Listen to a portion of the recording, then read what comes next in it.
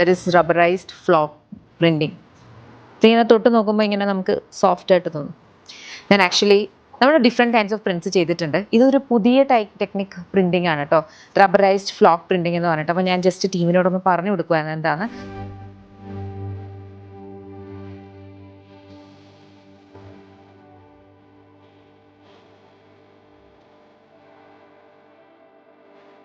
ഇതിപ്പോൾ ഇങ്ങനെ കാണുമ്പോൾ മനസ്സിലാവില്ല, നമ്മളിതിങ്ങനെ പിടിച്ചു നോക്കുമ്പോൾ മനസ്സിലാവും ഒരു ചെറിയ ഒരു റേസ്ഡ് എഡ്ജസ് ആണ്. പിന്നെ അതേപോലെ ഭയങ്കര സോഫ്റ്റ് ഒരു വെൽവെറ്റ് ഫിനിഷിലൊക്കെയാണ് ഇത് വരിക. ഇത് ത്രൂ ഔട്ട് ഈ ഒരു അറ്റയറിലുണ്ട്. ഞാൻ അറ്റയറിനെ കുറിച്ച് പറയാം. നല്ല ഭംഗിയുള്ളൊരു ഷർട്ട് ഡ്രസ് ആണ് കേട്ടോ. ഇപ്പം ഞാൻ വേറെ ധരിക്കുന്ന പോലെ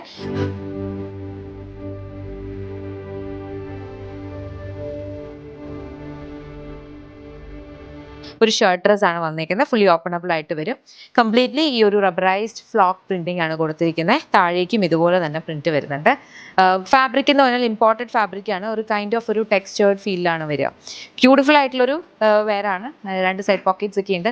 കാഷ്വലി നമുക്ക് ഇതുപോലെ വെയർ ചെയ്യാം. ഒറ്റ സിംഗിൾ പീസ് ഡ്രസ് അല്ല, ബോട്ടം വെച്ച് വെയർ ചെയ്യണമെങ്കിൽ അങ്ങനെയൊക്കെ ചെയ്യാം.